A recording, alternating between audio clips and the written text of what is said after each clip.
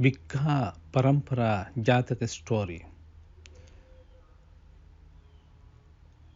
There are 550 Jataka stories about the previous lives of the Buddha. So one of them is Bhikkha Parampara Jataka story. While residing at the Jetavana monastery, the Buddha explained this Jataka story to a certain householder. That householder was so confident towards the Buddha, Dhamma and Sangha. He had good faith, Shraddha, and also he was respectfully treated to the Buddha and the Mahasangha, the order. One day he thought, I do respectfully treat to the Buddha and to the Mahasangha. How I respect and do offerings to the Dhamma? So he asked from the Buddha. Then, according to the advice of the Buddha, he invited Dhamma treasurer, Venerable Ananda, and offered delicious food and robes and etc. So many valuable stuff. Having accepted, Venerable Ananda thought, all these offerings I got because of the Dhamma. This householder want to treat to the Dhamma.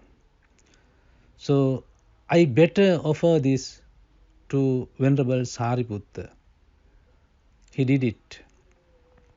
Then Venerable Sariputta thought,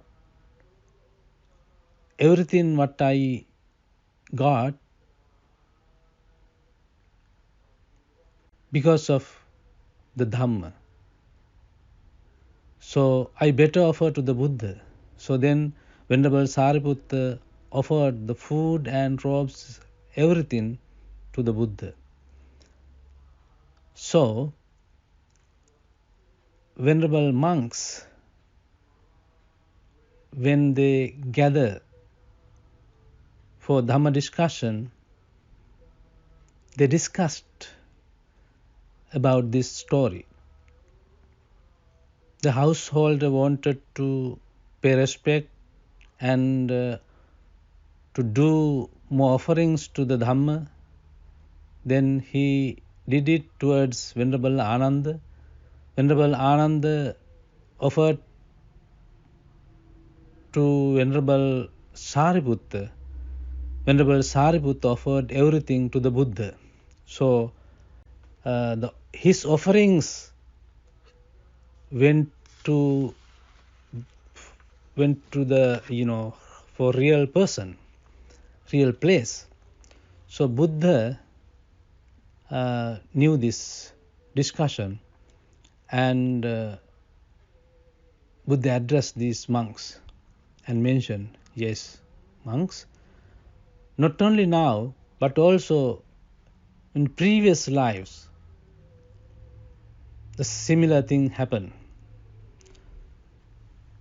Once upon a time, King Brahmadatta was ruling India. He did it very well, righteously, according to the Dhamma, Dasaraja Dhamma. So he treated well to the countrymen. Then everybody was happy. Nobody is mentioned about something wrong to the king. Everybody was praising, enjoying. So the king wanted to know somebody who tells wrong about the king and his rule. So the king went to a kingdom of Kasi with his advisor. When he was walking in a rural village, a young rich man saw the king. Having seen, he mentioned, "Oh, Your Majesty, stay there. I'll come back soon." So he went to the house and prepared delicious food and came to see the king. Same time, a powerful ascetic visited to that place from Himalayas. So this young man gave his delicious food to the king. King accepted the food and offered to his advisor. That advisor offered the same food to the ascetic who came at the same time. So then he had a question. He asked, "Oh, my dear king, you are so tired. You have abandoned your all luxury life and walking in this rural area. I think you are hungry. Even though the food what I gave you, you offered to this advisor. Why is that? He is my teacher. And also, he does everything for me. Therefore, respectfully, I offered my food to him."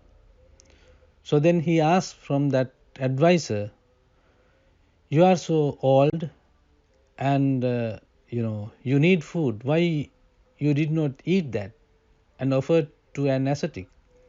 He said, "I am a lay person. I can find food anywhere. So why I eat? I offered to this ascetic. He doesn't get good food sometimes." So then ascetic mentioned, "I can get food. I am still a mundane person. When there is Buddha, the Pacheka Buddha, the solitary Buddha, I want to earn merit, great, wholesome Kusala Kamma. That is why I offered to the solitary Buddha the food what I got." So this is how the similar thing happened one of the previous existence. The Buddha explained everything. During that time, the householder was the same householder in this life. The king was Venerable Sariputta Mahathera, and the ascetic was Shakyamuni Buddha. So this is the story. In Sinhalese language, I'm going to recite it. Those who have taste of literature and understanding the traditional way of reciting of Jataka story. This is for them. Thank you very much. May all the blessings be with you. ලෞතුරා තථාගත සම්මා සම්බුදුරජාණන් වහන්සේගේ අතීත බෝසත් සිරිතක් විදහා දක්වන භික්ඛා පරම්පරා ජාතක දේශනාව. තවද ශාක්‍ය කුල තිලක වූ දස බලධාරී වූ ගෞතම ගෝත්‍රයෙහි උපන් සම්මා සම්බුදුරජාණන් වහන්සේ ජේතවනාරාමයෙහි වැඩවසන සමයෙහි එක් කෙළඹි පුත්‍රයක්හු අරභයා මේ භික්ෂා පරම්පරා ජාතකය ගෙන හැර දක්වා වදාළසේක.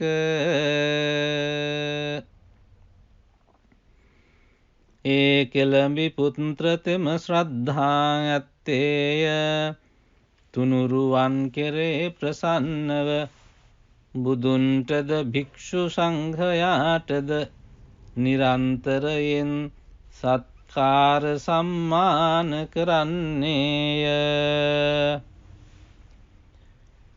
ඉක්බිති එක් දවසක් සිතන්නේ බුද්ධ රත්නයටද සංඝ රත්නයටද ප්‍රනීත භෝජනය දීමෙන්ද සිහින් පිළිදීමෙන්ද බොහෝ සත්කාර කෙලෙමි. දැන් වනාහි ධර්ම රත්නයට සත්කාර කළ මැනවැයි ඒතෙම බොහෝ ගඳ දුම්මල් පහන් ගෙන්වාගෙන දෙව්රම් වෙහෙරට ගොස් බුදුන් වැඳ එකත් පස්වයිද ස්වාමීනී ධර්ම රත්නයට සත්කාර කරනු කැමැත්තෙමි. ධර්ම රත්නයට සත්කාර කරන්න උන් කලමනා කවරේදැයි බුදුන් අතින් විචාලේය. ඉක්බිති බුදුහු ඉදින් ධර්ම රත්නයට සත්කාර කරනු කැමැත්තෙහි වී නම් ධර්ම භාණ්ඩාගාරික වූ ආනන්දස්ත විරයන්ට සත්කාර කරවයි වදාළසේක. එද යහපතැයි මුදුනෙන් පිළිගෙන අනඳ මහතෙරුන් වහන්සේට ආරාධනා කොට පසු දවස මහත් වූ පූජා සත්කාරයෙන් ගෙට වඩාගෙන උත් මහත් වූ ආසනයෙක්හි වඩා හිඳුවා සුවඳින් මලින් පූජා කොට අනර්ඝ රස මස උලෙන් යුක්ත වූ ආහාරය පිළිගන්වා මා හැඟි වූ පිළිතුන් සිවුරට සෑහෙන පරිද්දෙන් පිළිගැන්වීය. තෙරුන් වහන්සේද මේ සත්කාරය ධර්ම රත්නයට කරන ලද මට සුදුසු නොවෙයි. විහාරයට ගෙනවුත් දම්සෙන විසැරියුත් මහතෙරුන් වහන්සේට සුදුසු යැයි ඔබට පිළිගැන්වූ සේක. ධර්මයට කරන ලද සත්කාරය ඒසෙයින් මට සුදුසු නොවේ. ඒකාන්තයෙන්ම ධර්ම අස්වාමී වූ බුදුන්ට සුදුසු යැයි පිළිගැන්වූ සේක. බුදුහු තමන් වහන්සේට උතුම් කෙනෙකුන් නැති හෙයින් පිඬු අලඳා සිවුරු පිළිගත් සේක. භික්ෂූන් වහන්සේ දම් සභාවෙහි කතා ප්‍රවෘත්තනය කරන සේක්. අසූ කෙළඹි පුත්‍රතෙම ධර්ම රත්නයට සත්කාර කෙරෙමි කියා අනද මහතෙරුන් වහන්සේට දන් දුන ඔහු තමන්ට නුසුදුසු යයි ධර්මසේනාධිපති ස්ථවිරයන්ට දුන්හ. ඔහු තමන්ට නුසුදුසු යයි බුදුන්ට පිළිගැන්වූහ. බුදුහු තමන් වහන්සේට උත්තර කෙනෙකුන් නැති හෙයින් ආහාරයත් පිළිගෙන වළඳා සිවුරු පිළිගත් සේක. මෙසේ ඒ දාන පරිත්‍යාගය සුදුසු තැනට පැමිණියේ යැයි දම්සභා මණ්ඩපයට රැස් වූ භික්ෂූන් වහන්සේලා කතා කරමින් උන්සේක. බුදුහු කතා ප්‍රබන්ධය අසා වදාරා තුන්තරා ගමනින් එක්තරා ගමනක ධර්ම සභා මණ්ඩපයට වැඩ පනවන ලද උතුම් වූ බුද්ධාසන මස්තකයෙහි වැඩහිඳ මහණෙනි, මා එන්නාට පූර්ව භාගයෙහි කිනම් කතාවකින් යුක්තව උණු දැයි විචාරා. මෙනම් කතාවකින් යුක්තව උනුම් හයිකී කල්හි මහණෙනි, දැන් මතු නොවෙයි. පෙරත් පරම්පරා වශයෙන් නිසි තැනට පැමිණියේ වේදැයි වදාරා. ඒ භික්ෂූන් විසින් ආරාධිත වූ බුදුහු ඉකුත් වත් කතාව ගෙන හැර දක්වා වදාරන සේක්. මහණෙනි, යටගිය දවස බරණැස් නුවර බ්‍රහ්මදත්ත නම් රජ්ජුරු කෙනෙකුන් සතර අගතියට නොගොස් දස රාජ ධර්මයෙන් වියෝ නොව සතර සංග්‍රහවතින් යෙදී දැහැමින් රජ කරන්නාහුය. ඒ රජ්ජුරුවන්ගේ සභාශාලාදිය සිස්වගියාක් මෙන් අයුක්ති පමුණුවන කෙනෙක් නැත්ල. එතකුදුවත් ඒ රජ තමාගේ නගුණයක් සොයාගන්නට වුවමනාවැයි තමාගේ රජගෙයිද අන්තක්පුරයෙහි ඇතුළු නුවරද පිටිනුවරද ගම්වලද නොයෙකුත් තැන් පරීක්ෂා කොට තමන්ගේ නුගුණයක් කියන කෙනෙකුන් නැති හෙයින් තමන් සතු දීපදීපාන්තරවල පරීක්ෂා කොට බලමී සිතා අමාත්‍යයන්ට රාජ්‍යය පාවාදී පුරෝහිතයා හා දෙදෙන සහිතව තනිව අප්‍රසිද්ධ වේශයෙන් කසීරට ජනපදවල ඇවිදිනාහෝ. තමන්ගේ නුගුණයක් කියන කිසි කෙනෙකුන් නොදැක පසල් දනව්වෙන් එක් නියම් ගම් වැසි 80 කෙලක් ධන ඇති කෙළඹි පුත්‍රයෙක් ස්නානය කරන්නට තොටට යන්නේ ශාලාවෙහි උන් රන්වන් වූ සියුමැලි ශරීර ඇති රජ්ජුරුවන් දැක උපදනා ලද බලවත් වූ ස්නේහ ඇතිව ශාලාවට වැද මෙසේ ඉඳුවයි කියා ගෙට දිවගෙන ගොස් නොයෙක් රසමල මසවුලෙන් යුක්ත වූ ආහාර සම්පාදනය කොට මහ පෙරහැරින් බත් වසුන් ගෙන්වාගෙන ශාලාවට නික්මුණාහ. එකෙනෙහි හිමවත වසන්නා වූ පංච අභිඥා අෂ්ට සමාපත්තිලාභී වූ තපස්වී කෙනෙක් එම ශාලාවෙහි උන්හ.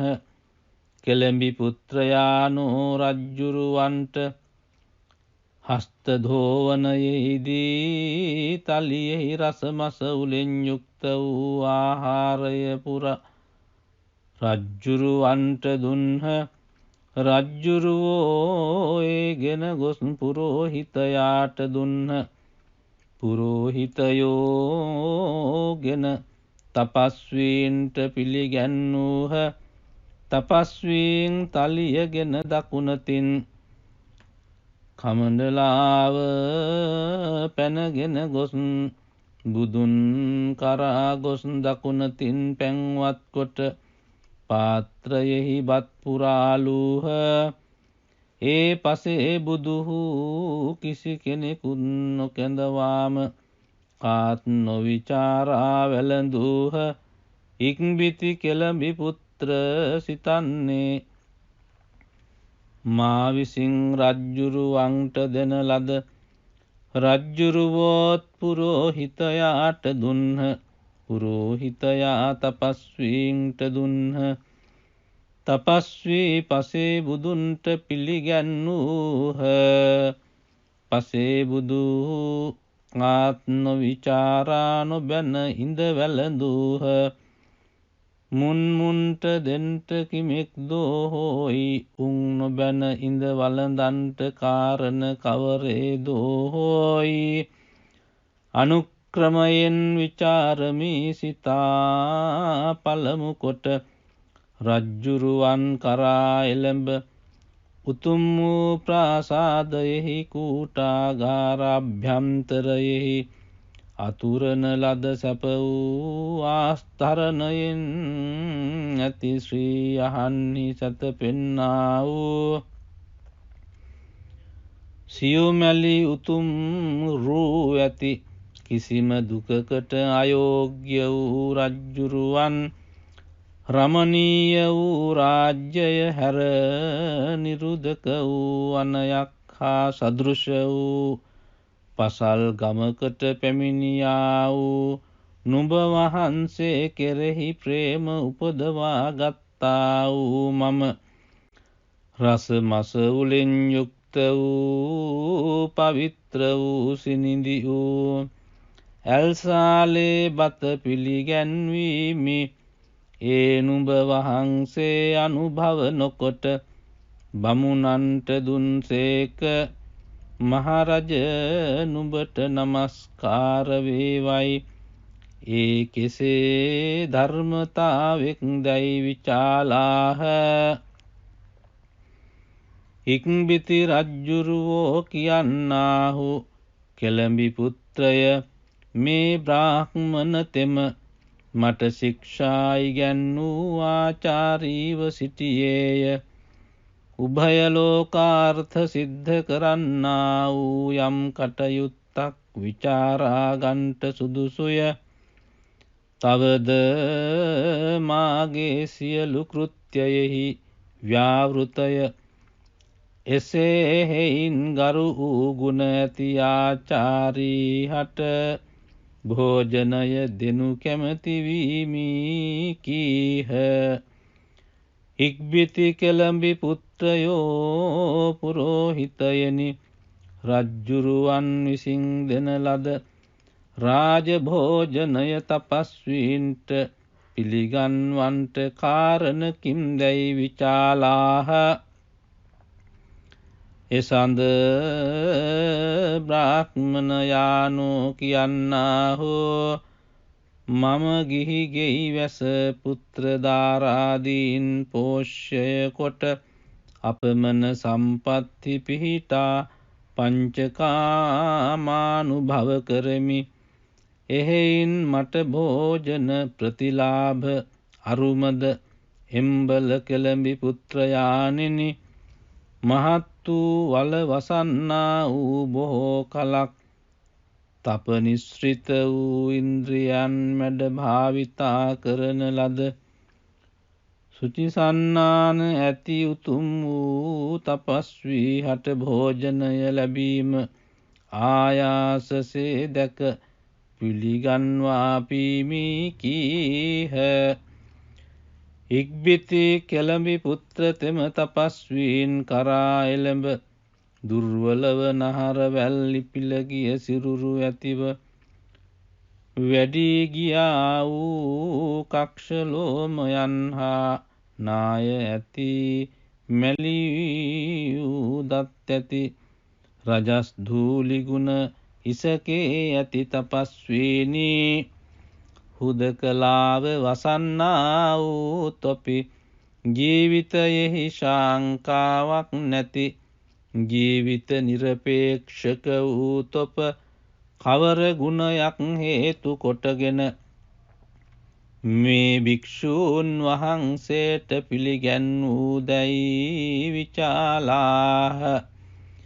ඉක්බිති තපස්වී කියන්නාහු එම්වල කෙළඹි පුත්‍රය කටුවල මෙතල තල් කලන් කඳු මහඬිය අල ආදී වූ කුඩා ගැර වූ ඵල එයින් බිමට ගලපා හැරගෙන කුළුවලින් පොලා හැරගෙන පැස පිසගෙන තවද ව්‍යංජන සඳහා කරපලා ආදී වූ ශාඛා ජාතිද නෙළුම් මල්ද නිම්මීද සිංහ ව්‍යාඝ්‍රාදීන් කාහල මස් කැබලිද කකාරාගෙන ජීවිකා ප්‍රවෘතිය පිණිස සුවපිල් රෝධිව ජීවත් වෙමි. එසේ විසහැර හැක්කා වූ මම සහස්ත පාවනයක් නැත්තා වූ රාග ද්වේෂ මෝහාදී සකල ක්ලේශ විද්වංසනය කළ පසේ බුදුන් වහන්සේට මා ලද්දා වූ භෝජනය දීපියනු කැමැති වීමි කීහ. ඉක්බිති කෙළඹි පුත්‍රයා පසේ බුදුන් කරා එළඹ මනා වූ ආචාර වෘත වූ නිශ්ශබ්දව හිඳිනා සුළු පසේ බුදුන් විචාරමී ඍෂීන් විසින් දෙන ලද රසමස උලෙන් යුක්ත වූ සිනිඳු වූ ආහාරය පිළිගෙන කිසි කෙනෙකුනුත් මන්ත්‍රණය නොකොට නොබැන ඉඳ වැළඳූයේය. ඒ කවර ධර්මතාවෙක් දැයි විචාලාහ. ඉක්බිති පසේ බුදුහු වදාරණ සේක් කෙළඹි පුත්‍ර තපස්වීද දකුණතින් පැන්ගෙන වමතින් භෝජනයගෙන දක්ෂිනෝදකය පිළිගැන්වූහ. මෙතැන් පටන්ගෙන මා අවසාන දක්වා ගුණෙන් උතුම් කෙනෙකුන්ට මේ භෝජනය පරම්පරාවෙන් පැවත ආයේය. එසේ හෙයින් මමද මෙතැන්හි ගුණයෙන් වැඩි කෙනෙකුන් නැති හෙයින්ද නැවත දායකව සිටි තොපට හැම නිමන්ත්‍රණය කිරීමය.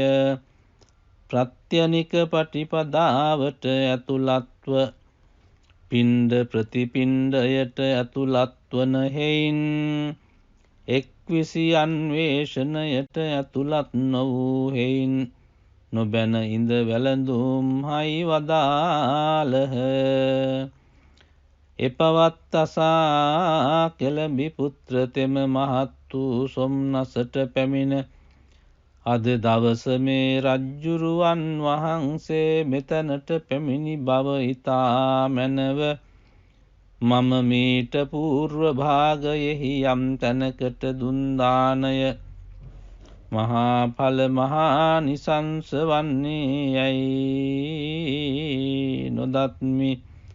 සබඳ රජ්ජුරුවෝ රාජ්‍ය ලෝභ ඇත්තාහ. බ්‍රාහ්මණයෝ කෘත්‍යාකෘත්‍යයෙහි ව්‍යාවෘතය. ඍෂිවරු පලාඵලයෙහි ලෝභය. මේ බුදුහු කිසි දෙයක් කල්ලාලංගනයයි සියලු භවයෙන් මිදී නිවන් පසක් කළහ. සතුටුව උදන්යනීය. පසේ බුදු වූ හට ධර්ම දේශනා කොට ස්වකීය වූ ස්ථානයට වැඩපීහ. තපස්වී තෙසේම හිමාලය වනයට වැඩියාහ. රජ්ජුරුවෝ කීප දවසක් ඒ කෙළඹි පුත්‍රයාණන් සමීපයෙහි වැස බරණැස් නුවරටම ගොස් දැහැමින් රාජ්‍යය කළේය. යනාදීන් බුදුහු මේ ජාතක දේශනාව ගෙන හැර දක්වා මහණෙනි දැන් මතු නොවෙයි. පෙරත් භික්ෂාව නිසි තැනට පැමිණියේ වේදැයි පූර්වාපර සන්ධි ගලපා මහණෙනි එකල කෙළඹි පුත්‍රයානම් දැන් ධර්මයට සත්කාර කළ කෙළඹි පුත්‍රයාය.